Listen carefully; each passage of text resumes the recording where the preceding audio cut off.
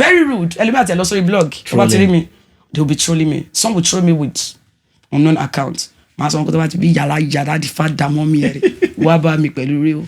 met a lot of guys there. Okay. But he was the one. Kilo shell. He would have been Indian film. Who tell me more? Better, but they say me no. So to pass Indian film. So that was it. Okay. I followed him home that night, and I'm not going to lie. So we met through a pastor. Blah blah blah. We met at a club. I'm not gonna lie. Okay. First time like meet my love party, not club, birthday party, because I'm an introvert. Okay. Up to today, up to this moment I speak. And to back me party only lucky. But that day, I felt I was going through depression. And some of Muslim, I'm a Christian. Okay. I love him so much. But I will to give more word of Muslim. But Bati not give word of Christian to convert. So we're stuck in the middle. Okay. The funnest part is he does not have a good womb. I don't have. And you know me do I will never teach my children we pay leshe. Those mentality are the one that ruined me till tomorrow. Baba mi, you know, Baba mo ti gbonju mo Babangida ati Abiola. But nigba ya mo what mo. I remember when I introduced my guy to my mom. Mom sọ pé laduro ọkùnrin tó máa wá. That's the statement she made. Laduro ọkùnrin. Mo ní mom yẹn tí mo fẹ́ ni o. Tẹ́ bá dé fẹ́ máa sá lọ. That's how it happened. So we were living, yes, and we were living face me and face with Larigba ńlá. Àwọn tó bá mọ story yẹn wọ́n àbẹ yàrá kan ló wà. Because some people will say, no. I just wanted to start with somebody from the scratch. That was my thought. So, like play. We started going to church together. Okay. We started attending the same church at Arigbala, one CAC church. Pastor Falabi Church. Baba ino gbadun already, you know you so go do afẹ́ gbogbo àṣà yes lo. Kon wadi. To like pe mo rí ogun yẹn tí mo dẹ̀ mọ̀ pé kò bá ma ti mọ̀ pé ni yìí. But ogun ṣẹ̀ṣẹ̀. Don't get it wrong. Okay. Whatever you do, ka borí, ka lo ètò, ka lo ẹyọnu. Kò ń ṣe ẹ̀ṣẹ̀ tó bá ti bá tọmọlà kejì jẹ́. Okay. And even like it was still on that one. Babalawo kọ́lé katuka. Guys should not get it wrong. Okay. I don't want to state it again. Being a babalawo kọ́lé katuka. Tí bá rí babalawo tó wá kẹrin, tó ṣe normal, tó tọ́jú mi lọ́la, mo lè fẹ́. Let's get it clearly. Okay. It's not because of the babalawo. I live because of domestic violence. So you have to get it straight. Beautiful, exposed, daughter of a pastor. How do you manage to go and marry babalawo? You know this. Oh I love this. You know all these qualifications. Imagine how. Okay, I love. So guys, it's your boy Ola of MAIMEDIA TV. Today we are in the studio with one of your popular Nigerian musicians who have been trending right now on social media, across every social media, regarding to the recent interview. But we just want to punch out some things very important that is going to be a mind-blowing one to you today. We have in the studio Oyinlomo Diamond. Doctor Oyinlomo Diamond. Welcome to the studio, Dr. Oyinlomo Diamond. My pleasure meeting you. It's your pleasure meeting you. Yeah. Ọmọ tó ń sọ lọ́wọ́lọ́wọ́. Ọmọ tó ń sọ all the time. You know, let's use this as the fun aspect of it. How I got to know Oyinlomo Diamond is on TikTok, and I watched one of your videos trending where you start singing Orlando, and I was like, it takes me to the memory back of Orlando. Okay. Where is this voice coming from, and how a woman can be able to sing exactly like Orlando? And majority of your fans out there want to know your humble beginning, how you start, how you enter into music industry. Can you please tell us? Okay, my real name is Abimbola Omoyemi Deborah. I started from a church. Okay. I do tell people, and everybody knows, my father was a pastor because it's already late. So we started from the church. I started leading a large congregation as at the age of 5. Wow. You know, my father will push you out there. You want people. My father is this kind of person that is, you know, people don't know the difference between being proud and arrogant. So he's proud. A little bit, yeah. He's proud of all his children. Okay. So he wants people to know that I have somebody to carry.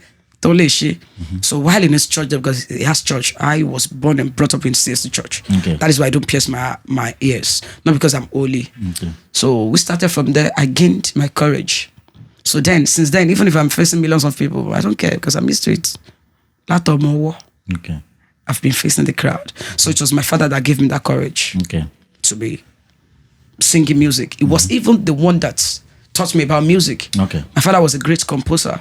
Despite being a pastor, he was a great composer.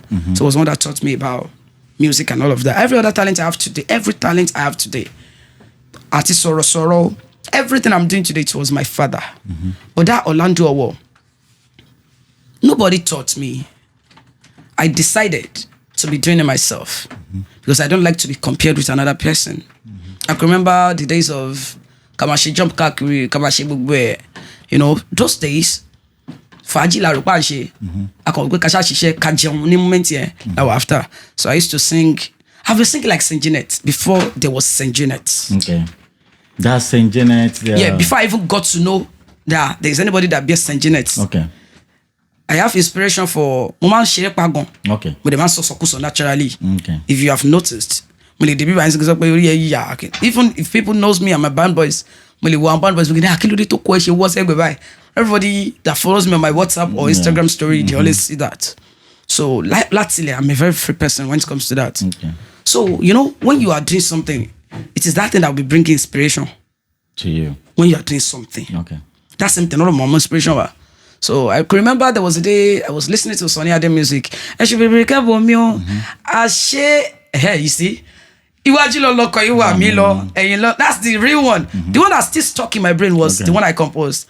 I should be very careful, mio. Ashoko mo lamfadia. And I was not even this virgin there. When you sang the music. But my friends were talking beside me. They were talking about how they went on a date, blah, blah, meeting this virgin, but nobody knows. Okay. Because Mama Ungwa Voga, it's okay, Lord. Man Sherigon could have shot me. So they felt moja. So anytime they are speaking about their man friend around me, one pick. It is from them, man straight. Man sharing. So that was where I got my inspiration from.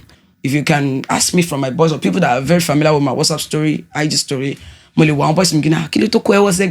so right from time, then I was not even this virgin yet. Okay. But whenever my friends were talking, I don't want them to know, Mama demonstrates, then pay me no more. So, and when you are into something, inspiration, so by Mama like my cocoa out okay. And everything I wanted to do then was just to make money. Okay. Because I came from Akpata Dide. If there's another thing Akpata, that's where I came from. Okay. So I just want to make money legitimately. Mama cocoa ni club. Like play kini wa di omiara tejemi. So even if you are singing on your long leg baby, automatically Mama turn sing on me. Mama convert sing on me. Automatically in my brain. I can remember the one I did. So I used to sing it. Wow. But that got to a stage whereby once Sanjana came out, okay, I never heard of who was Sanjana before when I was doing my own. Have you met her before? Okay. We still met, I feel, last month. You can see the video online. Okay. So, then I don't know there's anybody that was being called Sanjana. Okay. So, but when she did Olori Ebi, somebody now brought the album to me. The person bought the CD and brought it to me. Hey, okay, Kotira, CD me. He just said, "Well, my pastor, I felt we were doing in the club just to make money. You don't even think about your father. You don't think about your background. I've got to shit only about that. I was like, was studio, name me was studio. Oh no, para showing on Kojabi concert, on don't play. Mo ṣe wan gbọ́ ton play wọ́n wá ní whitey Abímbọ́lá fi máa ṣe báyìí pé kí ni come like play mo wá pé kò possible bó ṣe wá lọ rà wá nìyẹn wá ní kí n jókòó nígbà tó máa débẹ̀ ló wá rí pé n tó wà lára bẹ́ẹ̀ ó gbé dread sórí ẹni dàgbà jẹ mi lọ not even me kò believe ó ní bóyá nítorí pé mo fẹ́ keep image àwọn bàbá mi lọ fi picture pé torí bí mo máa ń kọ̀ ló bá bẹ̀rẹ̀ sí ní play when she started playing it I was shedding tears because the person was singing just like exactly me. Like you. Just like and me. That is your inspiration. That is what is inside you. That's what I used to do. Wow. But I'm not going to lie. All of our composed songs were not okay. I've got my own. Okay. But so, and I fell in love with her immediately without seeing her. Because I felt what I could not do. Somebody already did it. Yeah. Over this stage, whenever I'm performing inside, it is Sanjana's poster they will put outside. Wow. It happened at Alakuko very well. We were 3 that used to sing that style then. There's another person called Princess Dara. Okay. She'll be watching this video. In just genetic gong. Exactly. Split image. Okay. But the only difference is we look on yen pointed nose. The other journey stature to be mini como kere la wọn. Wow. So gbogbo wa ìgbà yẹn àgbàdo la wa. Tí mo bá ń play nínú ilé ní club, bí a torí pé mi máa ń jó, èmi I don't know. They will not put Saint-Jeanette poster outside. I don't know. I could remember there was a man that came to spray Saint-Jeanette. When he got there, he was disappointed. Talele to wá lórí stage yìí, talọmọ kékeré tó ń kọrin yìí, Saint-Jeanette náà wò gbà mú wá fún mi pé kí ló ń ṣẹlẹ̀. The man now said Saint-Jeanette of our Pombo now. He called out Moshe Mikon Botany. He now went outside and saw that it was Saint-Jeanette poster that was there. Meanwhile, before I entered, it was not there. So when we finished, I said, what happened? And he came up, Saint-Jeanette la fellow and then Saint-Jeanette. She did not have time. One composed that one. Then I thought it was me. So I felt bad and I felt good. Okay. I felt bad because I felt you guys know and it's only shame on here. Why do you put another person's poster outside? At the end of the day, Toba Sheleton, she will feel I know about it. Yeah. I'm not gonna be able to defend myself. And I said I hate competition. I hate being compared or competition. So when I got home, I sat down. I said, I asked myself 5 questions, but I'm gonna talk about 3 or 4 on this program. These things you are doing, is it gonna last? The first question I asked myself, is it going to last? But it was that incident, Okay. If it was that, if it does not happen that way, I'm not gonna even think about it at all. Benny. So I asked myself the second time, because whenever I'm playing the music, I can speak Yoruba, I can write it. I want you guys to do the same. But so there was a day on play about me. That was what they were singing. Okay, you have album with that music. Live band. I'm play. Okay. Oh, okay. So when they were small, one only saw you back gone. But anytime they are playing my music, they'll be singing along. They don't diminish. So one day Maria was singing her music. She was just 4 years old. And I look at her. 3 years old. You know me what I do? So I was like, Tom, my baby question a lot, and she asked question a lot. What would I tell her? What I cannot be boast of or tell my children, show my last. So I stopped because of my children because I've got girls. Okay. So, she will perform Okay. I want something I'm gonna do that will attract so that was why I stopped. Okay. So, club. I was just singing Orlando. I was just singing Orlando. Everybody call Yahweh in the club. Me, okay. But my titi style, yeah. But in your let me. Okay. Orlando.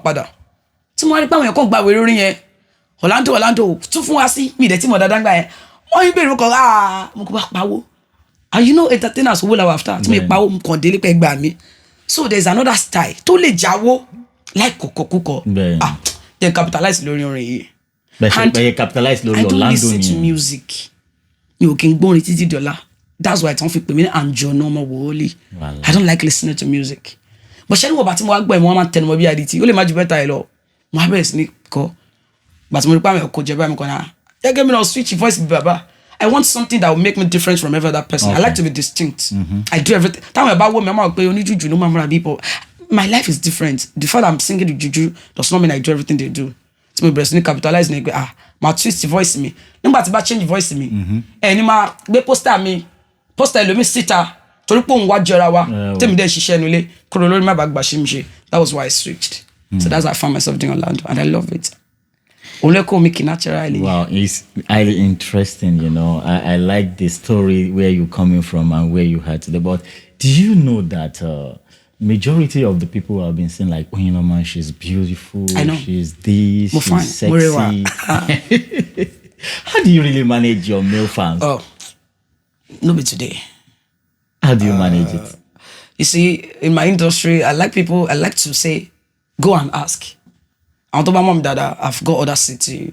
I've got the boldness and the courage. In my industry, that's one of the things to might intimidate our kokon.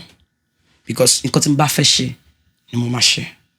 In cotton me banishe, me ole she, no matter the pressure, no matter cotton money that being cotton fair.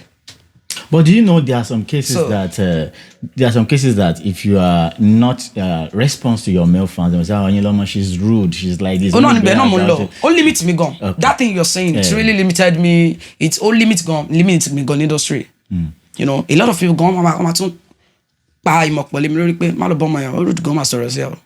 Meanwhile, one song kota wan share. Okay. Or elu mi ti wa ba mi sọ pé mi ò fẹ́ yín sá mi ṣe àwa lọ sọ fẹ́ lemi pé má gbé ṣe fọ́mọ ẹ̀. So tèmi bá gbọ́ ara mi ò ń gba ọ̀rọ̀ mọ́. Mo ti gba ọ̀rọ̀ sẹ́yìn, mo ti gba wàkúgbà sẹ́yìn, ara mi ò gbà mọ́. So I just react because I'll tell them mo máa sọ̀rọ̀ gan. Gbà kan tí bá gba mic lórí stage mo ṣe stop kò ju 2 years lọ. Màá ní ṣe dó mi rí èwo lórí burúkú. Ṣé bá mi sùn rí mo máa sọ gan lórí mic pẹ̀lú confidence. Okay. Ó jẹ́ kí n lose fans gan tó pọ̀. So our boys me only testify say I know they are watching me. There was a day when fans come late lórí stage. But they to roll mic from fans. Very harass me. I'm an artist. The fact that I'm kọrin kò make onira nu ni mi. I found myself doing it and it's paying my bills. Yeah. So and I'm not gonna stop because you guys feel I can have my way. No, you can't have your way with me. I do whatever I want to do.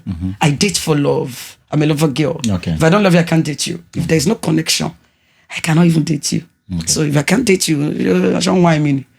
So I manage it. Gone. My DMs, all my DMs are in mess. But at this stage, I know what I want. Once I see what I want, I go for it. So, is it like I ignore one? To bat why ignore one in the inbox, they'll come to the comment section. Very rude. Element a sorry blog. Me. They'll be trolling me. Some will troll me with unknown account. My son go to be yala the fat damn me. Waba me real page. So I'm managing it, although it will limit you. It will not get you what you want on time. Yeah. Oh, Shelly, no, but man travel calculate no. Because they just feel bringing it's about no from there, oh my god for me. No, it doesn't work that way on my side. Because more surely, more they should Berlin, and I'm not desperate to grow. Okay. I want to grow gradually. In as much as I'm better than yesterday. Okay. Only impress me, only impress me, only oppress me. Okay. Now, beautiful, exposed, daughter of a pastor. How do you manage to go and marry Babalawo?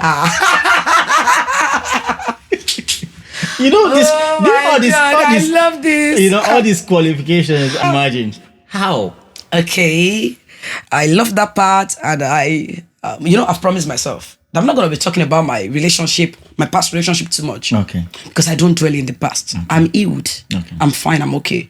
But people don't understand that when you share your story, you want others to learn. Yeah. Not because you are still bitter about it. Yeah. No. Yeah.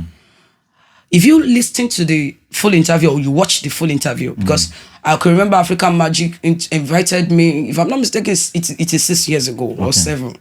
I had to write a letter to them. Each time they interview, they should stop it. I wrote a letter to them. Yeah. So, but this one, the program was really me. I have to talk about it, the one you saw. Yeah. I did not marry Babalawo. Okay.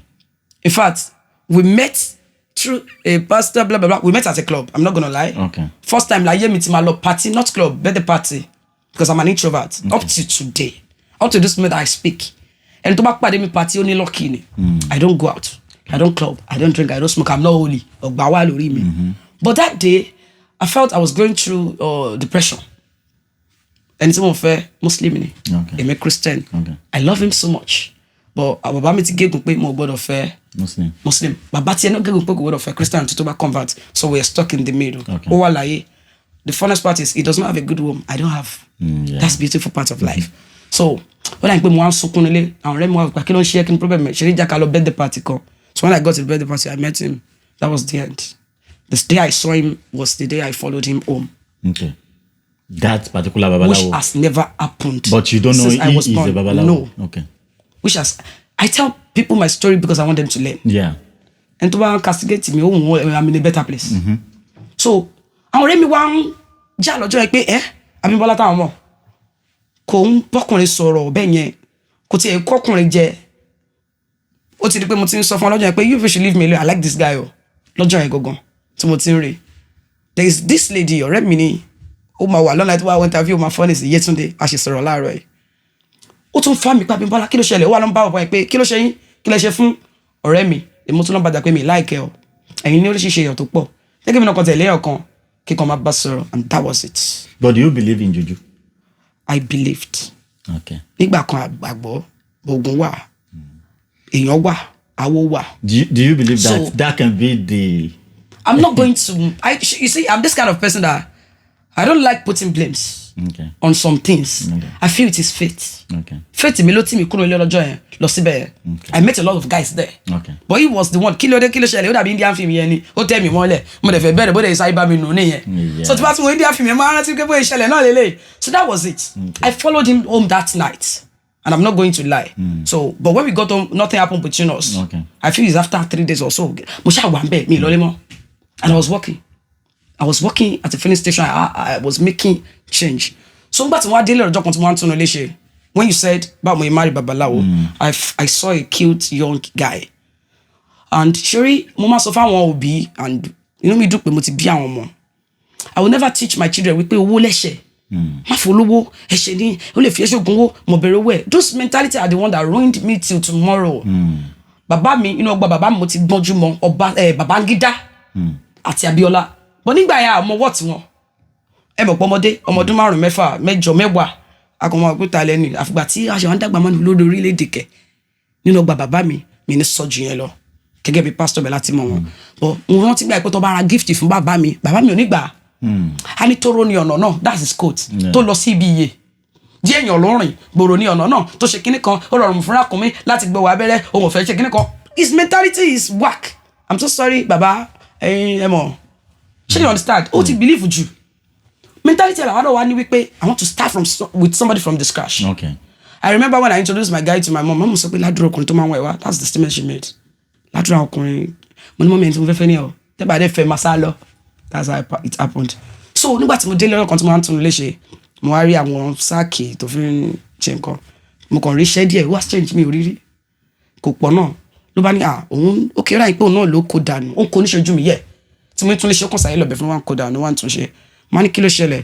Ó ní pé gbogbo iṣẹ́ tí dáàdì tó ń kó fún un bí ọmọ Ondo ọmọ wọ̀ pé ó ní kó máa fi ṣèṣọ́ra pé òun ò láìkẹ́ pọ́n ti rí pé mo hate anything like that pé àti pé òun kì í lò níṣojú mo dé lọ dáná sun being in love. So I felt èmi ò tiẹ̀ béèrè gan ó rí i pé mo ń lọ bẹ̀ ló lọ kó ó dẹ̀ lọ dáná sun. So ibẹ̀ ló yẹ kí ti sọjí because ó fẹ́ kún polybag but I just felt kí ló wà ń bẹ̀ kó sì wọ́ bẹ̀ and we were living and we were living face me and face lárígbá ńlá àwọn tó bá mọ story yẹn wà bẹ̀ yàrá kan ló wà. Because some people will say, no. I just wanted to start with somebody from the scratch. That was my thought. So, like play. We started going to church together. We started attending the same church at Arigbala, one CAC church. Pastor Afolabi church. Baba ino gbadu already, you know, you also go to affair go. Yes, Allah. So, mo ilóyún rí. Mi mo nǹkan tó fi prevent. I confine lójú na be, but nígbà mi mo nǹkan tó ṣe ń lò. So, the mentality pé o gbọ́dọ̀ ṣẹ́yún. Tó bá ṣẹ́yún, o no romo bímọ. Tó bá ṣe gbà, that was it. So I never knew it was an herbalist. Nígbà tá tó wọnú relationship ẹ̀tàn tí mo wá bí ọmọ tọmọ mi wà ní 7 months or 8 months mi ní gbàgbé ó kàn bá mi lọ́jọ́ ìpọ́n kò tẹ̀fà kó tó ń bá tẹ̀ fọ́ọ̀nù make it. I don't want to go too much into that because people will feel yẹn nìkan ní interview tó wà all about. So that was it. That was how I entered it. That's so great. At least a lot of people are going to learn from your experience. You know. Tó bá ti rí red flag kékeré kàn máa ignore ẹ̀. Tó bá rí kan kínkínní kọ́ béèrè kan wádìí tó wáyé pé mo rí oògùn yẹn tí mo dẹ̀ mọ̀ pé kò bá má ti mọ̀ pé nìyí but oògùn ò ṣẹ̀ṣẹ̀ don't get it wrong. Whatever you do ká borí ká lo ètò ká lo ẹ̀yọ́nú kò ń ṣe ẹ̀ṣẹ̀ tó bá ti bá tọmọlà kejì jẹ́. And even like it was still on that one babaláwo kọ́ ló yẹ ká túká guys should not get it wrong. I don't want to state it again bí ní babaláwo kọ́ ló yẹ ká túká tí bá rí babaláwo tó wá kẹrin tó ṣe normal tó tọ́jú mi lọ́la mo lè fẹ́. Let's get it clearly. It's not because of the babalawo. I left because of domestic violence. So you have to get it straight. This person I'm talking about used to come to stage. To perform to was strip naked. I have a lot of evidences on ground. People are still alive. So not because of babalawo. When you be a copy me because 5 years. What is it? That's 7 months. So it was not because of the babalawo stuff. It was because of domestic violence, even while I was still the breadwinner in the marriage. Do you know majority of women out there, they don't have their voice. They are in this situation of domestic violence. They cannot come out to tell the people that this is what I'm going through. And it is very difficult for them to live because it is very difficult for a woman who is being You're right. violated to leave unless you find yourself. Because if you don't find yourself, you'll be thinking, how do I want to manage my life, the finances and all those things? How do you manage to come out of this? How? I tell people, while I was in the relationship, because I'm not going to call it marriage, we were not married, I was doing 70% or 80% of everything. So, it will be easier for me. I will go, 20% to cool. I got a long car. Because immediately started that work, Babalawo stuff, he stopped being a computer engineer. Okay. He was a computer engineer at Computer Village. Oh, yeah, we moved Los Angeles Village. Computer Village. When I met him, I met a young, promising guy that I think I saw future. Tell me about hustle, turn on hustle, we gotta make it. Okay. So that's the point. So I feel people are scared of what people will say. Normally, baby, show why. If you notice, if anybody come to throw me on my page, my throw in your own one. Because I don't care about what you think about me anymore. I'm not a victim. I'm no longer a victim. I'm a survivor. I'm a warrior. And I'm working. So it was easy for me to survive. I was a career person. I was working at a filling station there, still doing music then. So I just felt I saw somebody that we can build from the scratch. Because I don't like mentality low town, but although it changes, then I felt I wanted to start with somebody from the scratch. So it was never an herbalist. So it was after I gave birth, my daughter was 7 months, that I started doing it stylishly. It was not even doing it seriously. But when my daughter clocked 2 years, or 1 year plus, I never knew it was one. So I felt prayer could change him. So that was why Timoto drew. It will change, and I have another kid for him. So I left because of domestic violence, not because it was an herbalist. No. Yeah, that's cool. We talk about your experience about outside there we have a lot of child molestation, child abuse. Do you know what exactly our society is talking about regarding to child abuse? If a lot of people move closer to my reality, they know once I heard that child abuse, because I'm an advocate for children, let me say girl child, but I don't really like to be saying girl child anymore, because listen, wanting to sodomize our more So once I hear people come be low man teno jade ngba kan, to my draw ton to my station to my para, to machine loss here or kilonje, mama loss gbogbo. And do you know the funniest part? Because you are making coloma abuse. I'm abuse of balagba. Can you explain more? But people will not believe. Especially to bad gen, to fine, to flashy. I'm abusing you. And you'll not be able to talk about it. Even if you talk about it, they will not believe money. Especially in Nigeria. Mentality I want here. Wọ́n believe pé tó bìnrin bá sọ pé no. Ó sì ń ṣeré ni. Máa disturb ẹ lọ, máa fa bra mọ́ lára, máa bọ́ pátẹ́ tó bá yóò máa gbà. But people here wọ́n ti mọ̀ pé báwọn bá ṣe rú ẹ̀wọ̀n ni. Wọ́n máa rí fingerprint mi gan lára ẹ̀ gan ẹ̀wọ̀n ni. Bá sọ pé ó molest mi o. So kini yẹn ó sì máa ń ṣe lọ. So I hate child abuse with passion, because I've seen a lot of people that have been abused. I saw them, they have been abused and they cannot come out to talk. In Nigeria, because my affect self-esteem more. Elumi got to marry God, you only do loko because not abuse and kekere. So I detest it with passion. So back mo bi àwọn mo bi mo obìnrin o. Tí ó bá bá mi ton ru ewo kò ní jáde lẹ́wọ̀n. No be mouth. Mo ti ní let me not go there. Àti le nǹkan tó ṣe irú ẹ̀ tó ṣe nǹkan tó similar sí. Tó ṣe nǹkan tó súnmọ́ nǹkan tá ń sọ yìí. Kò tẹ́ ṣe tó súnmọ́. Because ẹni tó bá fi pa báyàn lò kò tẹ́ ṣe child abuse mọ́. Àbí yẹn kọ́ là ń sọ yẹn. Ó ti di normal abuse and rape. I make sure pass in one. Justice must be served. Torí pé ó ṣe evidence there pé ó ṣe kíni ó ṣe. So I'm an advocate for girl child, women and all of that. So I feel people can be encouraging people to talk about it. If they stop shaming the victim. Kí ni wọ́n náà wá lọ ilé ẹ̀? Kí ló lọ ṣe ń bẹ̀? Nígbà tó mọ̀ pé ó nífẹ̀ẹ́ kí ló lọ kí ń lé fún? Kí ló ń gbowó lọ́wọ́ ẹ̀ fún? All those things, ó dàbí báwọn iná ṣe sọ wípé ó sọ pọkàn ẹ̀ lọ kí ni wọ́n ṣe fún? There are some things that is not justifiable. Tí mo mọ̀ pé ẹnu mi mú, the only thing tí ẹni tí mo fẹ́ gbá ẹ máa sọ ní pọ̀rọ̀ ẹnu mi ò dá. Ẹrù ẹnu ẹ mú. There are some things you can do very tẹ́lẹ̀ bá mú kókó lé fún mi má fẹ́ mi mọ́. Tí èèyàn bá wá kí ẹ lé, tó bá ń gbowó lọ́wọ́ àbí obìnrin tó bá kí ẹ lé, tí kò mọ̀ mí pàtó ọmọ kékeré àtàgbàlagbà, because you are asking about child and I said it's an only child. Tí kò bá iná yóò bá wọ̀, let them go. Stop giving an excuse wípé kí ló lọ ṣe lé kíní.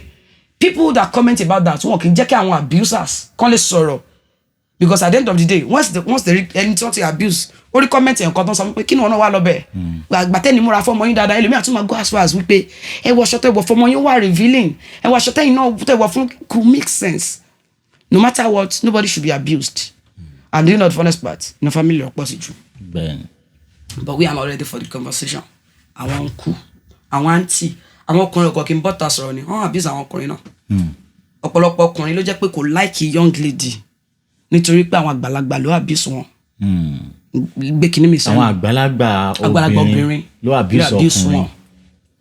mo rí ẹni tó sì sọ fún mi ní last month wípé obìnrin sọ fún ọmọ ọkùnrin pé kó wá máa lá abẹ́ òun. So when I heard that I wanted to spring into action but I did not because I feel the more you fight for people the more you gather a lot of enemies.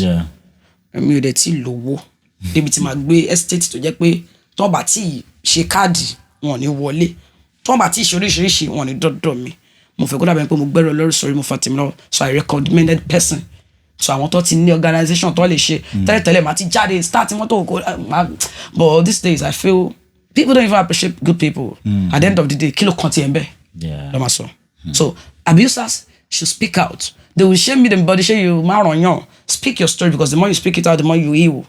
To bashin so, the more heal. So that's it. Yeah, Oyinlomo. Sir. When exactly do you believe that this your music career will take you places? That you feel like I think this music career is going to take me places. What I be, we are more jora me loju latile.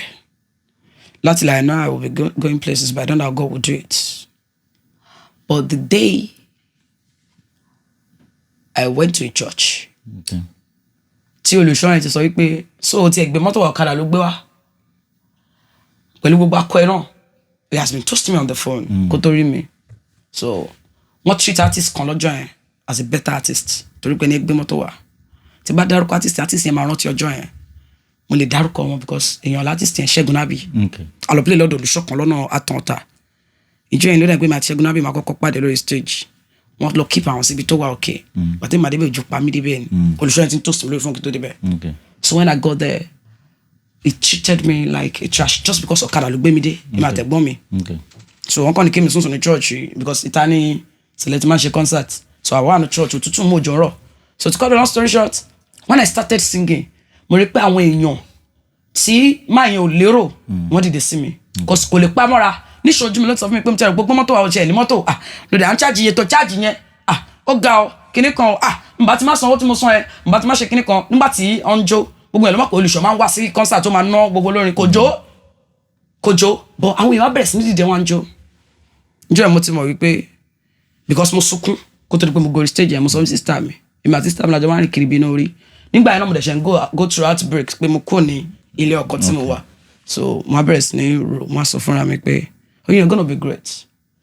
Pastor yìí nìkan ló feel bad nítorí pé ó wà disappointed torí pé mo package àmì gan pẹ̀lú nǹkan tí ó rí but ó rí àwọn èèyàn gidi tó better.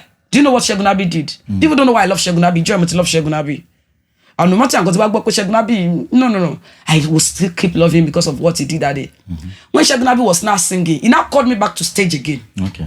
Ipò Oyinlomo agbolóhùn bí ọjẹ kíní kan bóyá máa ń kọrin and I said I should come and sing again. Ìgbà tó ń ṣe wá rí pé Ṣẹ́gun Nábì pè mí padà sórí stage ní ṣe wà ń dùn ó ti kọ̀ mí sílẹ̀ tẹ́lẹ̀ wọ́n tó wá rí artist tó ń gbé gẹ́gẹ́ Ṣẹ́gun Nábì wọ́n kí wọ́n ṣe gbogbo ẹ̀ wọ́n kọ́ ìgbàdà wọ́n ṣe wá ṣe gbogbo ẹ̀ nígbà tí gbogbo ẹ̀ wá ń lọ lé ìdájí amúdàpọ̀ mérò ni kò sí pé kámẹ́rà wọ́n lọ snap with you tó máa ṣe ń sìn kò sí yẹn mo dẹ̀ bẹ̀rẹ̀ sí ní sunkún lọ lé lọ́jọ́ yẹn when I got home mo kàn lálàá ẹ̀ pé má sunkún mọ́ ó máa dé stage kan tó nílé wọnú ọjà ìgbà kan bọ̀ tó wọn máa rìn káàkiri ìlú lórí orin tó fi bú ẹni o sórí ọkọ̀ tó pa ẹlẹ́kún tó ní ẹ̀ wàá gbé méjì mẹ́ta sínú ọgbà ẹlẹ́kún ṣoṣo tí wàá máa pé wo ni kí n gbé jáde mo lálà mo rí njẹ́ mo mọ̀ pé kò ṣeré mọ́ ayé máa rí mi ayé máa gbọ́ mi and I'm here today.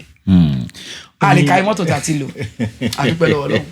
Oyinlomo in UK it's not easy to be frank with you to be in UK it's not easy kì í ṣe kìíní kì í ṣe kejì kì í ṣe kẹta. then America don bọ́ lọ́nà US Canada ó ń bọ̀ lọ́nà Europe tó ń bọ̀ lọ́nà Ọlọ́run ti ṣe ó lè sùúrù ni pẹ̀lú tẹ́lọ́rùn.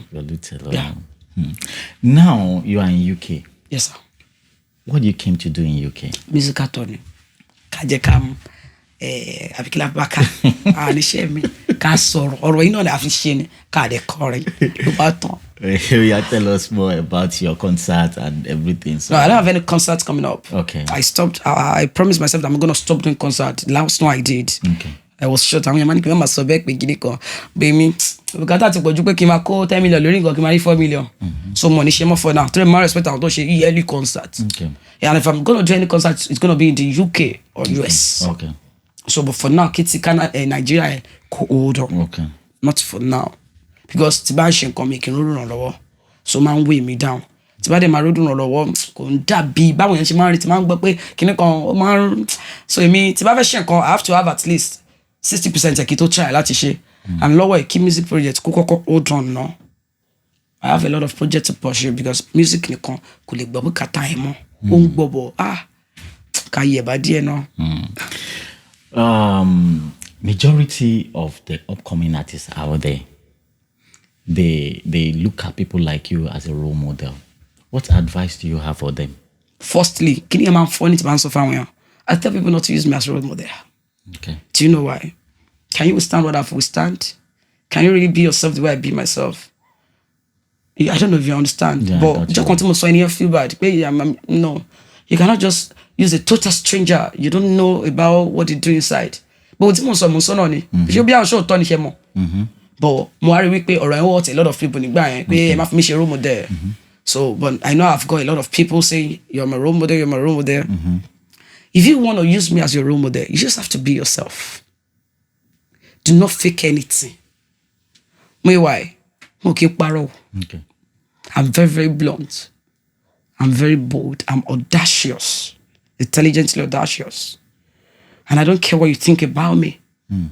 So you cannot tell me you want to use me as role model. You have to be yourself. Dare to be different. Show me why man bully me. Do you know how much they bully me? Even my colleagues will use fake accounts to come and show me. A lot of people will say, "Hey, when you where they go? I don't come to my money move fagbo." I cannot stand beside them to tell Musagalazo. Me the limoti lo sorry stage ko shele la to do mutin korin. But kini ye gba mi ma we mi dan pa bi e ki de tu ko lori e mi e kan sọ mi pé ki o to fin pa millions nǹkan tó gbé dé UK tó ń gbé lọ to káàkiri. So if you want to be like me, you have to stand your ground. Ma paro. Make sure pé tó bá bi ele ọ̀rọ̀ kan le mẹ́wàá o lè sọ le mẹ́wàá. I feel that's what I love most about myself, and I'm fearless. I have respect, but I'm fearless. So you just have to be fearless, and you have to be very hardworking. To be hardworking, okay, fair shako. Only matter. Mo ní ànító. In fact, kò ṣẹ́kù. Mo ibi ọ̀pá mi. Torí pé mo ní iṣẹ́ mi lọ́wọ́. You have to be very hardworking. Kò mọ nǹkan tó ń ṣe. Lẹ́yìn tó kù yẹn, ó ti tàn ọmọ ìyá mi. Ó máa silence.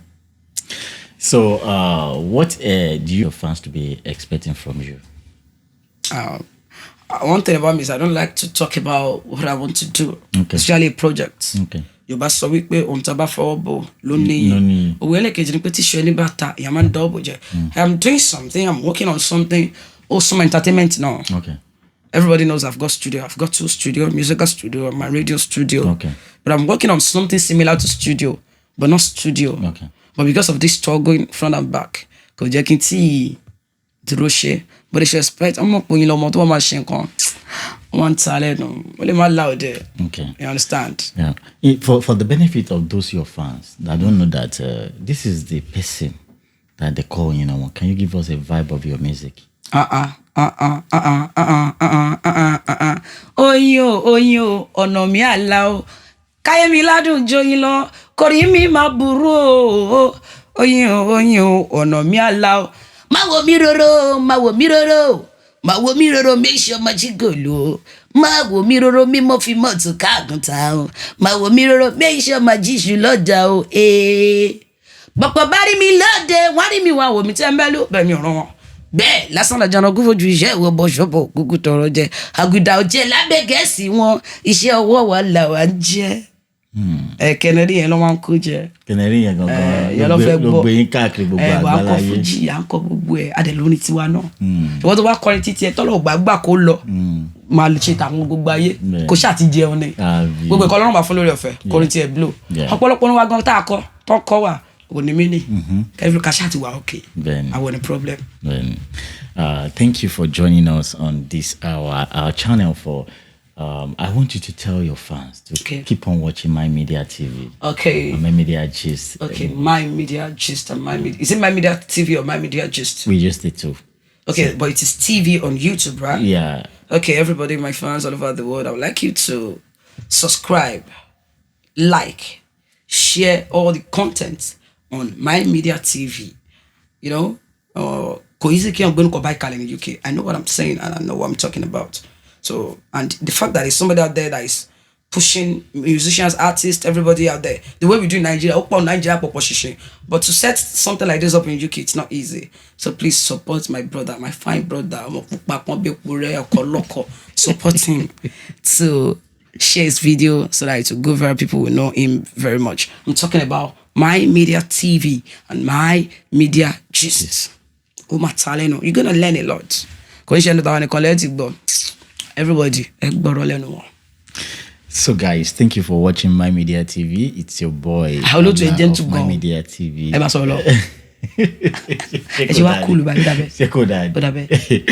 So guys, so I got to plumb it. No man trigger, but